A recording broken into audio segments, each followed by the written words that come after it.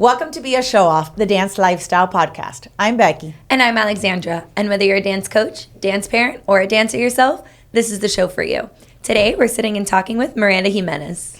Hello, hello. Hi, Miranda. Hi, Miranda. So excited. So good to have you here with us. So let's start off talking a little bit about you and your dance journey and how you've gotten to where you are now. Okay, so I grew up here in Miami training in all styles of dance, but I really focused more on like ballet, modern, and jazz. And then I went to Southwood Middle School. I was on the dance team. And then I decided to go to New World School of the Arts for high school to go the more conservatory route. And then after that, I went to the University of South Florida, where I got a B.A. in Dance Studies and a Dance Medicine Science certification. And now I am back in Miami teaching, choreographing. I'm one of the coaches for Southwood Middle School. I choreographed their jazz piece alongside with Julia Costa. And I'm also pursuing a nursing degree now. Wow. Yeah. So you're keeping yourself busy. Yes. And you also traveled the world through dance, didn't you? That's right. I did. I studied abroad. I did a whole semester abroad my junior year of college in Paris, and it was a great experience. Visited 8 countries, and I danced up there. See, and when they say that, dance is going to get you nowhere. Right? I know. Look It at got where you it's lots of gotten you. It places. got me a lot of places. You almost stayed over there in Europe. Oh, It was yeah. almost hard to get you back over here. I loved it. And who's your mom, by the way? My mom is Hilda Jimenez. In case the viewers didn't know. Yes. So you didn't do dance team in high school and college, but you've come back to the dance team world and you've choreographed. This is your third year choreographing? This is my 3rd year. Nice. Yeah. So why have you continued coming back to dance team? I love the coaching part of it. I actually think it's more stressful as a coach than it is a competitor. Absolutely. I think hence why I didn't go that route in high school, because I was like, I don't think this is for me. And at the time, it wasn't such a big thing, I think, as it is now. Like, kids more now trained to be on dance teams. I've noticed that, like, at the studios that I teach, a lot of them come up to me and they're like, oh, we know you work with a dance team. Like, we want privates. We want to learn how to turn, do these tricks so we can be on a dance team. So I've come back to it because I love the coaching part of it, and then watching the process of a piece start in August when they first learn it, and then how it evolves, and then seeing the final product on a stage with costume after it's been clean, changed, people come in and they take a look at it. And I think that's what I love about it. It's very cool to watch that process. Mm-hmm. Like, people don't realize what the dance starts looking like, and when you first start with the kids, and then what it ends up being once it's on stage. Yeah, So it's crazy because, when Julie and I start the jazz pieces in August, especially even when we're in a room, just us two, and we start like piecing things together and how we want things to look and stuff, once we put it on the team, sometimes we're like, oh no, that needs to change. So like the piece that we set in August is a completely different dance that you see when they hit the stage at UDA Nationals. And you're part of the whole cleaning process as well. Yes. So it's not just choreographing, you're there on the daily, like cleaning, and then, which is great because as the choreographer, that you get to clean the dance and make the changes the way they're necessary to be changed. Because, bottom line, when you start cleaning, things have to change. Like, Yeah. they don't always work out. But that you get to be a part of it is so cool. Yeah, it is. It's a great process. I do love it. I really do love it. And how do you think it's different from when you choreograph a studio dance?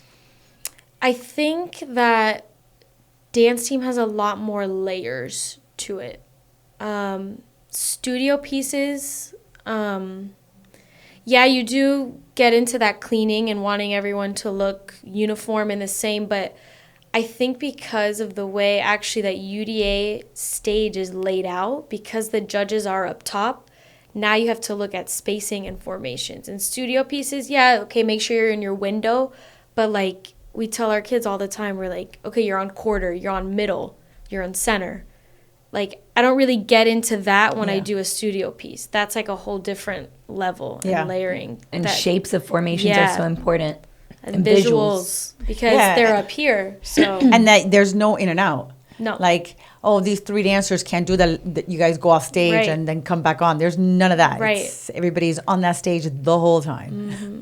People don't see that it's 2 minutes, but it's 2 minutes of stress. Yes. Yeah. So choreographing those 2 minutes is not that easy. Yes, and like in studio pieces as well, like, you know, if there's a few that are like weaklings, you know, I can find a way to like hide them in the sense that they can look good. Dancing, there's no hiding. No. Right. You can't have a weak link. No. Everybody is seen in there. And they think, oh, I'm in the back, I'm hidden. You're not. No. You're not hidden And at all. we tell them that all the time because, you know, they're middle school, so they take it a little bit more to heart when they're pushed to the back and not the front.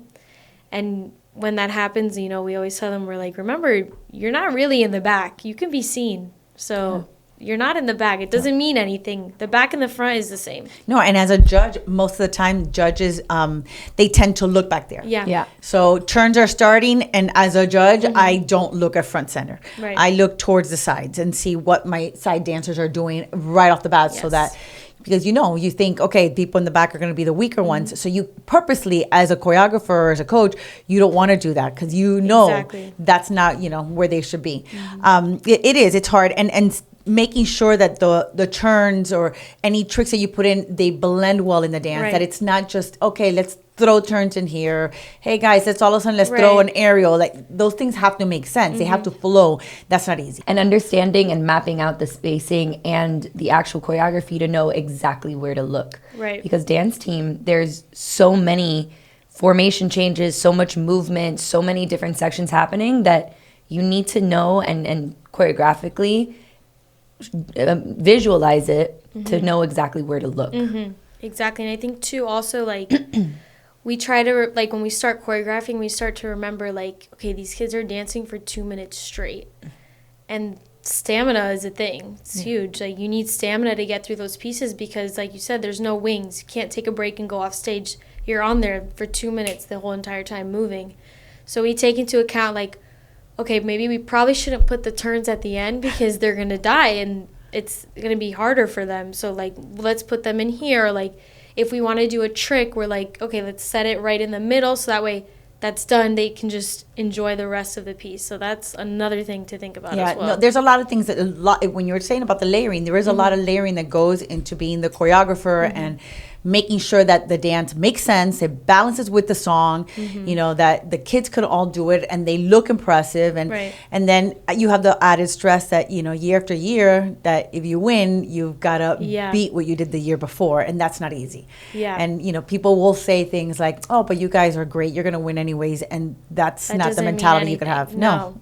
That doesn't mean And anything. it's just outdoing you. Yes. Outdoing you, outdoing the program, because if not, then you're just kind of... Yeah. And how do you think that your ballet training helped where you are right now?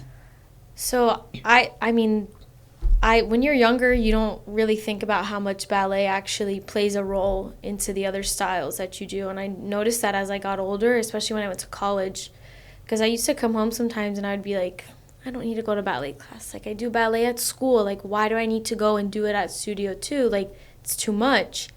And as I got to college, I was like, I'll never stop doing ballet because it keeps you, I think, in shape and it keeps you very clean. You work on your alignment a lot in ballet, constantly staying pulled up, dropping the shoulders. It strengthens you a lot as well. So I think ballet is super important. I think kids should always take ballet class. And you don't realize when you're young the importance of the Right. repetition of ballet. Like the pliés, oh my gosh, plié again.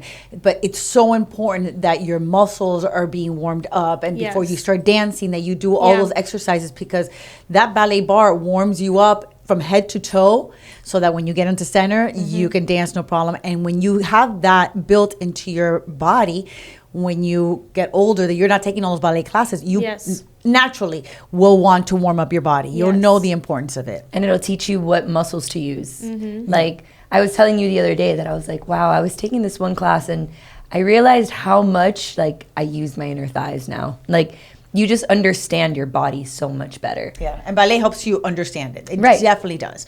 So yeah, and I know that your mom forced you to stay in ballet all those years. She secretly wanted you to be a prima Yes. ballerina. I'm not the prima ballerina, but I did love it. I like performing ballet, but like I said, like in high school and middle school, I was like, oh God, like I don't want to go to ballet class. But then in college, I couldn't do a performance without a ballet warm-up. I had to, because if I did any other kind of warm-up, I didn't feel like Warm. I was warm and like ready to go, or like on my center. Like, I think ballet is really, really important. So for all those dance team dancers, don't stop taking those ballet classes. Yes. Even when you get into college, don't stop, because it's going to help you so much Yeah. in everything you do. Even hip hop. I mean, Yeah. it does. I It think really so, helps too. with everything Yeah. that you do. And you went to New World for high school. What was that like? Because you didn't do the dance team route. You No. did the more, conservatory. So what was that like? It was a big change from middle school to high school. I didn't think it was going to be such a huge change, but it was a big change, but I personally loved it. I think it was the better choice for me, because I thought in middle school, I was like, okay, what do I want in the future, and which route is going to help me get there and is going to better prepare me for that. And I think New World was the best choice for me. It was a small school. Like I said, conservatory, I was there dancing from 1:10, and then I would go to rehearsals until like 8 o'clock at night. And we would learn from a ton of choreographers, and it reminds me of like a small college. They prepare you very well for college. Like when I got to college, I was like, my God, this is a breeze. This doesn't even compare to what I used to do in high school. It was crazy, but it was the best experience ever. I loved it. And tell us about the program at USF.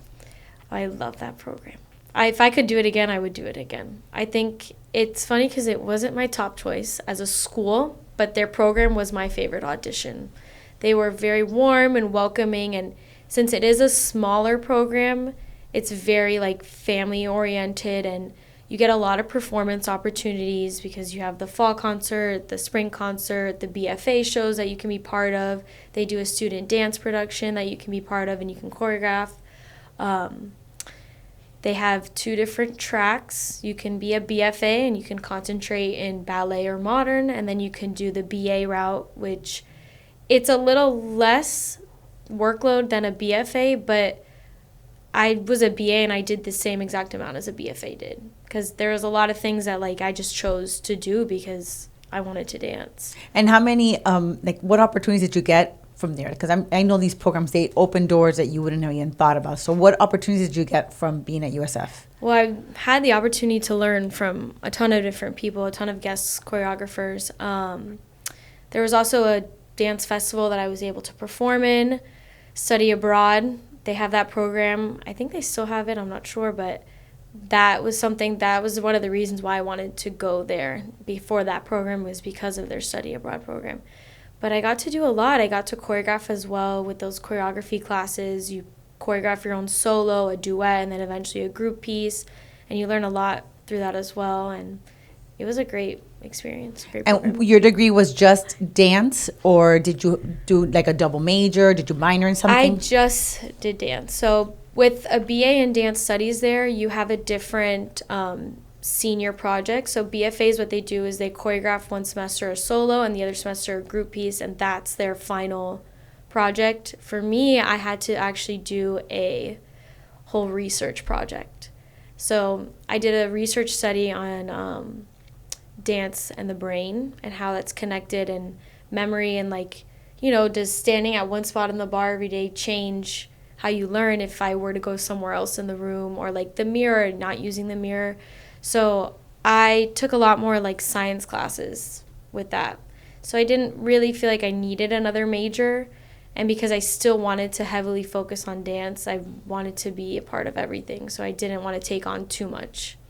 And when people say, like we were talking before, that parents are like, oh, dance is going to get you nowhere, what would you say to them?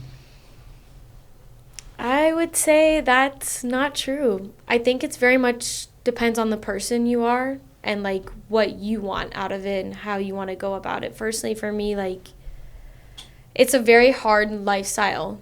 It is. That's the reality of it. And I didn't want to live in New York or California, and those are really like the hubs of dance. Like, if you want to dance, you move to New York or California. But I think that it's not a dying career. It's not. It's just, it is a different, it's not a 9 to 5 where you're guaranteed like every day a job on making this much an hour. Like, it's not. It's very different. But I think that if you want to dance, You just have to know what you're getting yourself into and, like, accept it, but it's not a dying career. No, I think there's so much opportunity now, too. It's not just about, you know, yeah, you could be a dancer and you could dance for as long as you feel that you are capable of, but there's so many other things you can do with it now. You can become a teacher. You could become a podcast host. You could, you know, you could do consulting. You could do whatever, but there's so many different things that you can do with it now. And you're actually doing a lot with dance. So, you're coaching dance team, but you're also out there choreographing, you're teaching, you're doing privates, you know, you're kept yourself busy. Yeah. I knew, like, once I got to my senior year of college, I kind of had the, like, okay, I need to really figure out, because that's when you need to start auditioning for companies, you know, going to summer programs, reaching out to people, making those connections, making it known that you're interested in their company and wanting to work with them. And I think my senior year, I kind of realized, like, I'm not sure that that's what I really, really want, but how can I keep myself involved in the dance world? Which is why I'm really grateful that my mom's a dance teacher, because I have Southwood to go back to, and that I do love coaching and, like, watching the kids, like, grow as well and working with the kids, because teaching is hard, and you really have to love it. It takes a lot. I think it takes a lot more energy to teach than actually take a class. Yeah. Like, there's days where I teach and I come home and I'm like, oh my gosh, like, wow, that's a lot. It was a lot. And you have a different respect for teachers. 100%. Yeah. And you don't realize, too, like, you're influencing the people that you teach a lot. Like, I teach a lot of little kids, and, like, when they come up to me and they're like, oh, Miss Miranda, we love you, we appreciate I'm like, that's what makes it worth it. Yeah. Is when you realize, wow, I'm teaching these little people, and they're learning from me. Like, they look up to me, and I love that about it. And how do you think that you're different in when you teach and when you coach than you are from your mom? Or how are you similar? Like, what do you think that you got from her? I think different-wise, I think I'm a lot stricter. I would agree with that. I'm a lot more... Brutal's a bad word to use, but, like, I'm a lot more, like, say it as it is. Direct. She has, and I do, like, she says she hugs with one and she's strict on the other. Yes, I have that as well, but I think... You don't sugarcoat. No. And I think with dance team, too, because you can't. There are some kids on the team that you have to tell them, look, you don't have the turns, and it's too late. So, like, you can't be in the routine, things like that. So I think that's our difference. Similarity wise, I think we are, like, very loving, and even though I'm strict, like, they still, like, I still give love, and, like, they know that, like, when I'm in the room, there's a line, you know, like, you're gonna work hard, we're gonna get things done, and then once rehearsal's over, okay, then you can talk to me, and then we can have fun. But yeah. What do you feel the stress at nationals? What do you think that's like? Oh my God. If somebody asked you, oh, it's really not that stressful. Really? What stress do you go through? I can't even begin to explain what happens to me when I sit down in those seats and just watch.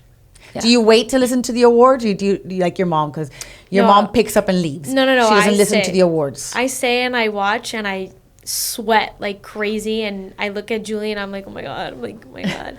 She's like, we're fine. Well, and you have an extra stress because you're both choreographer and coach. Right. And it's crazy because when I first started choreographing, and then the first time I ever watched, like, a piece of mine on stage, I was like, oh my God. I was like, this is like too stressful. I was like, because at that point in time, it's so out of your control. There's nothing you can do anymore. It's up to them. So as a choreographer, I think it's very stressful. And then you watch it and you're like, oh, maybe that part I wish I would have, like, changed that and made that a little bit better, but it is what it is. And I think it is what it is. Yeah. I think that's just the most stressful part about UDA is not, once you get to that point, that's it. It is what it is. What you came to nationals with and what you have set, it's out of your control. It's up to them to go on stage and perform. Yeah. And you have to hope that you did everything possible to get them to that point. There's nothing else you can do. Like, you did it all. And now, you know, it's in their hands. You have to have that faith in yourself. Yes. And, you know, that's not easy. It's not easy to, because you always want to say, what if? Yeah. I wish I had another week. Yeah. You know, which this year we do. I'm so excited. I know. Lucky you. I know. And I don't. It's very stressful. I mean, stressful. My goodness. Yeah. I remember last year we were at finals on the practice mat. We had kids dropping like flies. A good like 5 or 6 of them. Oh my God, we had a girl get a Charlie horse. Another girl has like tendonitis in her hip. Another girl knee issues. All these things, they're all crying. I looked at my mom and I was like, okay, we're done. We're done. And like, I remember I looked at Julie too and I was like, okay, wow, we just created this monster of a piece and nope, it's just not going to happen. And I remember because I don't do the music. My mom and Julie, they go up there and they do the music. I sit right in front, right on center. And I remember sitting there because I sit by myself because I'm like, don't talk to me. Like, this is my bubble. That's it. And I remember sitting there and watching them walk on stage. And I was like, all right, this one's going to drop on this part. This one's going to fall on this part. This one's going to trip. And I was sweating. I didn't even scream or anything. I just sat there like this. And I kept praying. And I was like, God, please, please let them get through this whole routine. Please. Just 2 minutes. Give me 2 minutes. 2 minutes. And that point, I was like, this is too much. Because it's out of my control. I couldn't control anything. It was up to And them then when to they figure hit, it you're out. like, they hit that. I know. And then And when it's I like got they to the fall. last like 10 seconds, I was like, oh my God, thank God. We're done. We're done. That's it. Now they can go cry and sit and get ice and whatever. But that was a lot. That was very stressful. It's funny to see how coaches are different in the way they react. Like, that's how I am when they're dancing. I like to sit there and I don't scream. I don't like, if I scream, it came natural. It was like, oh my God, you did it, and it's exciting. Yeah. But there are like the coaches who like they sit there and they just can't control themselves. They're just so excited. So That's like me and my JV coach are like that. I'm very like, and like I'll scream at them sometimes because I feel like they need it, and I'm like, okay, I have to scream. Yeah. But like, she is like a cheerleader at all times, and she has so much energy, and I'm like this the whole time. Yeah, I usually stressed. keep quiet, but that's because when I danced on stage, I hated when people would scream for me. I didn't like it because I would lose like my concentration. Like for me, when I stepped on a stage, I would like lock into this like whole different world. So if I heard like my name, it would break that wall. And so I didn't like it. So I'm like, I will only scream if needed. Right. yeah. No, and you come from the conservatory world where you don't do that. Right. So like, you know, that's not what you did. You don't. No. You're not a pep rally. I remember you used to not like that. Like in my studio competitions that you would hear people yelling. Yeah, I didn't like it. You did not like it. No. Like I have vivid memories of you saying like, ugh, I hate it when people do that. And you go into a dance team competition and you kind of have to. You have to. Yeah. But I even at studio competitions, I don't, like, if I'm watching a piece, I don't enjoy the yelling, Miranda, you can do it. Yeah, No. that's my, I don't like that. I don't like it either. I don't like it. I Yeah. like to sit and appreciate and enjoy what I'm watching. And when it's over, then yes, clap and yes, yell. But while the dance is going on, that yelling, but that's a personal. That's, you know, Yes. I grew up, again, you know, studio world, conservatory world. So that's not the norm for me. So Yeah. I guess as a coach, I'm quiet. I've had to become a little bit more vocal because I just naturally am not. Naturally, I like sitting there and not doing anything. I also get a big headache when I yell. I do too. too because It's I too don't much. scream with my diaphragm. I learned that. I scream like from my head. No, and I'll get lightheaded. I was a cheerleader, so I do know how to scream from my diaphragm, but it's not that. It's just when I yell, I'm like, ah, and my head all of a sudden just starts, Yeah. you know, bamming. So no. And in the concert world, that's like very like frowned upon. Yeah. Like you just don't do that. yeah. You don't do that. No. You keep Because quiet. you're there, you're watching a performance and like you're watching art. Yeah. Yeah, you have to appreciate every moment Right. and don't disrupt. So yeah, nobody screams there. Doesn't happen. So having the two worlds is a little crazy. Right? It is. So you teach privates, you said. So you help kids, like if they're wanting to get into a dance team or they want to get into a certain school, you do that. So how do they contact you if they want to take privates from you? A lot of them, they have my phone number or through Instagram they'll message me. A lot of the times too, like people I work with or like kids from Southwood as well, they'll go to their studio and, you know, people will ask like, oh, who do you recommend? And they'll say, oh, you can work with Miranda Jimenez. She's Hilda's daughter. She works with Southwood dance team. Give them the whole rundown. Because a lot of kids want to get into Southwood. Right. And, you know, a lot of the parents, that's where they want their kids to go. So what a great little, you know, connection there is there. Yes, it is. Connections are very important. Yeah. Oh, for sure. Very important. Oh, for sure. In the dance team world, for sure. People don't, I mean, dance in general. But, I mean, talent is super important, but connections, when you get older, there's nothing like it. There's nothing like it. So you need it. Connect the best way you can. Yes. So, Miranda, thank you so much for being with us here today. You're welcome. We really enjoyed having you. Thank you. So, if people, if they want to contact you, they could DM you, and you know. What's your Instagram handle? Miranda R. Jimenez. That's it. That's it. Love it. It's super easy and simple. Very and simple. to our audience, thank you so much for joining us today. Hopefully, you learned a lot from Miss Little Miranda here. And if you like what you heard, make sure to subscribe to our YouTube and follow us on Instagram. And if you have any questions or suggestions, make sure to click on the link tree in our bio, fill out our Google form. Thank you, guys. Bye. Bye. Yay.